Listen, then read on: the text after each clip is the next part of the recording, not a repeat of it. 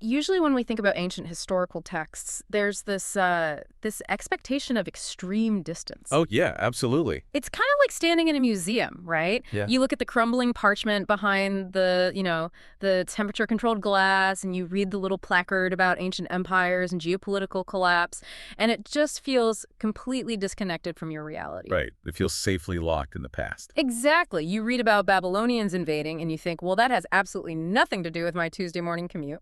I mean, we view ancient history as this sterile record of what happened to other people, right? In another time, under circumstances we couldn't possibly replicate today. It's intellectually interesting, sure, but entirely impersonal. But today, we are basically taking a sledgehammer to that museum glass. I love that, yes. We're doing a deep dive into this deeply compelling analysis of Jeremiah chapter 4. And what is so fascinating about this particular exploration is how it blends those ancient warnings of literal geopolitical destruction with some incredibly raw, modern psychological insight. It really does. It takes this terrifying historical crisis and reframes it as a profound blueprint for our own internal emotional survival. Which is such a necessary shift in perspective for anyone listening. We aren't just looking at a dusty historical account here. Right. We have three really distinct layers in this study guide. Yeah, lay those out for us. So first you have the raw scripture of Jeremiah 4. But then it stacks classical theological commentary on top of it. Heavyweights like Matthew Henry and John Gill. Right. And then the third layer is this intimate, modern devotional voice that brings in personal life applications. And through all these sources, it traces a very specific, almost universal human growth trajectory. It outlines the agonizing journey from emotional panic to true spiritual confidence. I love that phrase so much. From emotional panic to spiritual confidence. I mean, that's something you desperately want when your own personal world feels completely chaotic. Oh, So let's unpack this. Before any literal or metaphorical armies show up to ruin the day, the prophet makes this fascinating demand. He tells the people they have to fix their internal landscape first. And the command is incredibly visceral. He tells them to circumcise your hearts and to break up your fallow ground. Yeah, those are vivid, almost violent agricultural and physical metaphors. Really violent. And to really grasp the weight of them, it helps to look at how the classical thinkers interpreted this. So if you read Matthew Henry, he was an incredibly influential English minister and commentator from the late 1600s. He warns that an unhumbled heart is exactly like untilled fallow ground. Just hard dirt. Exactly. It is fundamentally full of thorns. His argument is that you cannot just slap an outward reformation onto your life. True change requires this aggressive inward transformation. Only a deeply cleaned, churned-up heart can actually receive anything good from the Word. And then John Gill, who is an 18th century biblical scholar heavily referenced in these notes, he adds this brilliant layer of psychological stability to the mix. It really does. He notes that the command to deal with the heart is actually about removing spiritual corruption completely. Gill points out that without a genuine return to a grounded truth, a person's soul just wanders. Right. They become unstable. Exactly. They're constantly tossed around by false doctrines, bad advice, or, whatever the latest cultural trend happens to be. And that wandering soul concept is incredibly relevant when you think about our modern condition, right? I mean, we are constantly drifting from one fix to another. The text insists that these abominations, which we can understand as false idols or flawed coping mechanisms we cling to, they must be removed entirely. You can't just trim the weeds so the garden looks presentable to the neighbors. Exactly. You have to pull them out by the root, or the ground remains utterly useless for bearing fruit. Think about what breaking fallow ground actually means for us today. The devotional notes really zero in on this. It's about softening our hardened beliefs. I mean, I picture fallow ground as this psychological callus that we build up over years and years of getting hurt. Oh, that's a great analogy. Right. You get injured in a relationship, or you experience a massive failure at work. You get scared, and you build this hard protective shell. It's a defense mechanism. And then we try to plant new, healthy habits right on top of that hardened shell. Yes. We use self-help panaceas, or what the ancient text calls worldly green trees, basically modern substitutes for real healing. We buy the expensive planner, we try the trendy 5-step morning routine to cure our existential dread. Which never works, by the way. It never works because the text is screaming at us. You can't plan anything new until you completely break that hardened shell open. And what's fascinating here is that breaking that shell requires recognizing the behaviors we use to maintain it. There is a progression described in the notes from scattered seeking to stillness. Scattered seeking. Yeah, when we operate with that psychological callus, we engage in constant scattered seeking. We look for worldly solutions, self-medications, rationalizations, endless distractions, basically anything at all to avoid feeling the raw, vulnerable pain that lives underneath the callus. We just want the quick fix so we don't have to sit with the discomfort. I mean, it's so much easier to doom scroll for 3 hours than to sit in silence and ask ourselves why we feel so incredibly empty. That is the exact human instinct this text targets.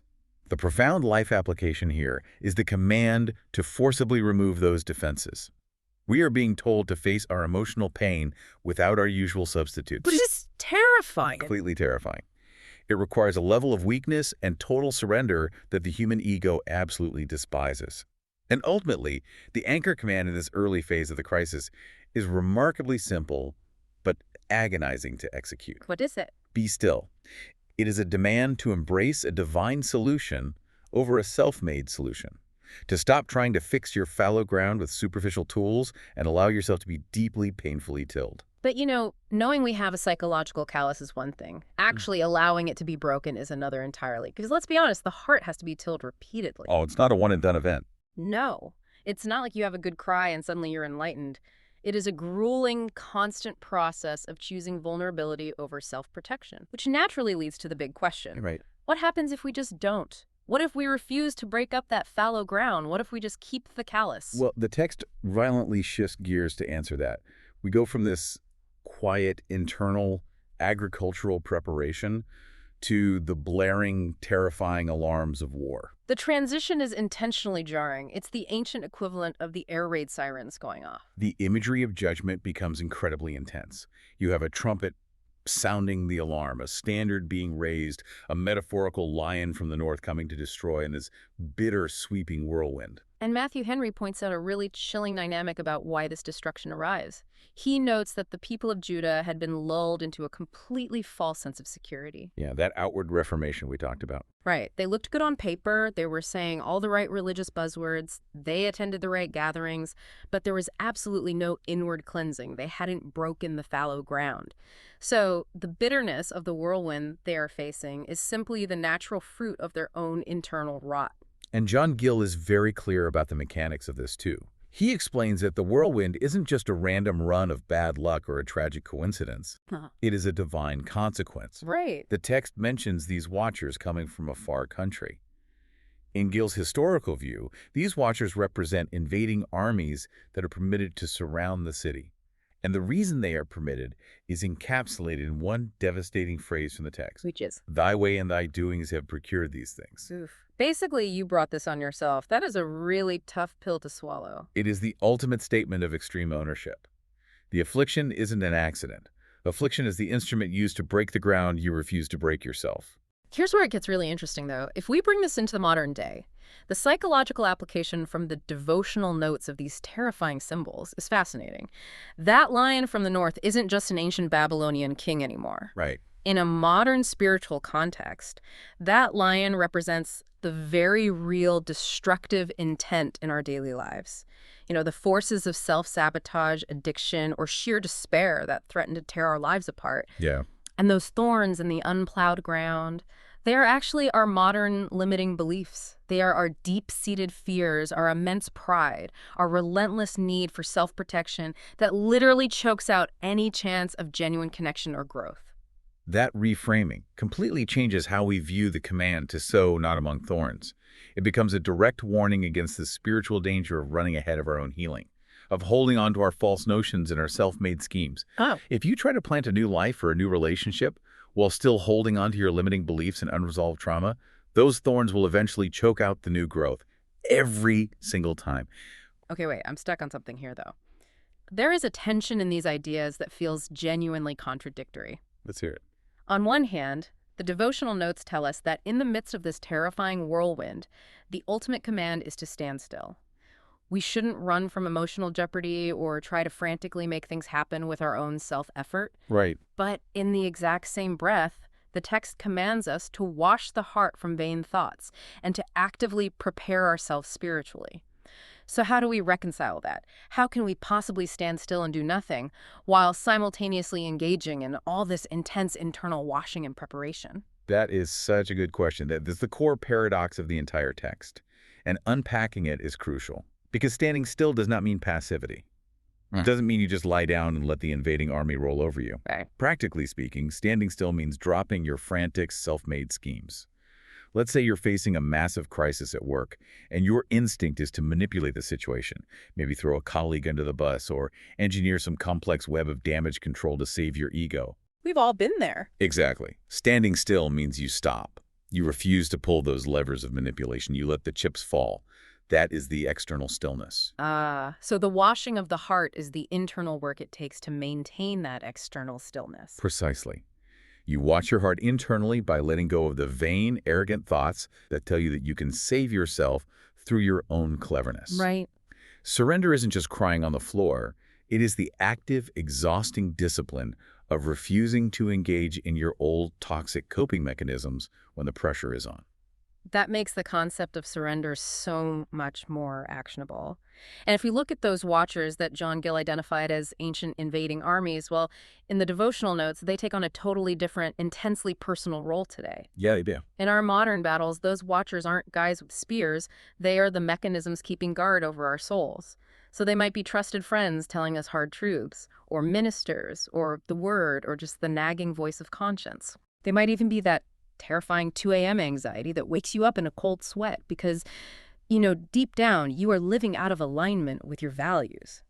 It feels like an attack, but it's actually an alarm. They aren't there to destroy you. They are there to wake you up. When we stubbornly refuse to move ourselves, God uses trials to move us. The whirlwind comes to burn away the thorns. The trial is clearing away everything that resists him. Which is painful, but necessary. Extremely necessary. And that shifts our entire reaction from fear to readiness. Instead of panicking at the whirlwind, we retreat into the Word, into a foundation of spiritual truth as our actual protection. But the chaos doesn't stop at the personal level, does it? As we move further into the narrative of Jeremiah 4, the scale of the text does something extraordinary. It zooms all the way out to encompass the entire cosmos, but simultaneously zooms all the way into the breaking heart of the prophet himself. The imagery is absolutely haunting. The text describes this visceral, physical anguish, a heart-pounding, absolute alarm at the sound of the trumpet. And then the vision expands into a state of total, unimaginable desolation. The earth is described as being without form and void. The heavens have no light. The mountains are trembling. It's literally the undoing of creation. Yeah, it is a deliberate, terrifying echo of Genesis chapter 1, but playing in reverse. Wow, reverse Genesis. Exactly. Creation is collapsing back into chaos, and Matthew Henry observes that this represents a state of total desolation brought on because the people are, as the text explicitly says, wise to do evil, but ignorant of good. That is a brutal description. It is. When a culture or an individual becomes incredibly sophisticated at doing the wrong thing, but entirely forgets how to do the right thing, reality itself begins to unravel. When lesser judgments, those initial warning sirens, fail to wake a person up, total deconstruction follows. So what does this all mean for you, the listener? How do we take this cosmic unraveling and apply it to our own lives? Well, the devotional notes really dig into personal testimonies here. Right. We all go through these dark nights of the soul. Periods where it feels like our entire identity, our career, or a foundational relationship is just dissolving into the void. The modern insights suggest that this historical king, Nebuchadnezzar, who came and leveled Jerusalem, is a psychological archetype for the ultimate stress test. Absolutely. He represents the kind of spiritual audit we all eventually face, where every comfort and routine we rely on is stripped away. The text warns us about ungodly associations and demands a willingness to break our comfortable routines. And if we connect this to the bigger picture, we find the deepest, most counterintuitive insight of all. Why would the universe, or God, permit this level of destruction? Why allow the earth to become formless and void? Right, why not just fix it gently? Because destroying what is fundamentally corrupted is actually an act of preserving what is good. It's like extreme surgery. You have to cut out the tumor, even if it causes massive trauma to the body, in order to save the life. Yes. The warnings, no matter how terrifying the trumpet sounds, are merciful. And we see this perfectly encapsulated in the final, agonizing imagery of the chapter.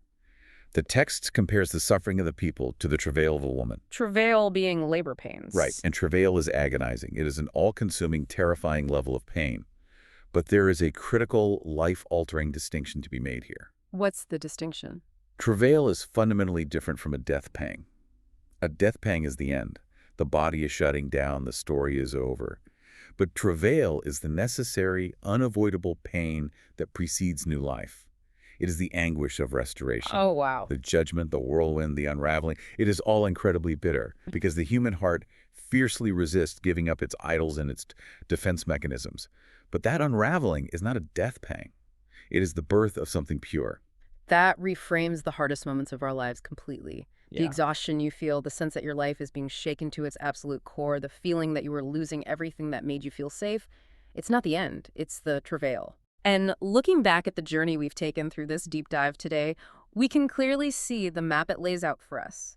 We started with the command to check our fallow ground, to stop applying superficial self-help to deep, festering wounds. Right. We move through the terrifying realization that if we don't surrender voluntarily, the whirlwind of affliction will do the work for us, forcibly burning away our limiting beliefs and our pride.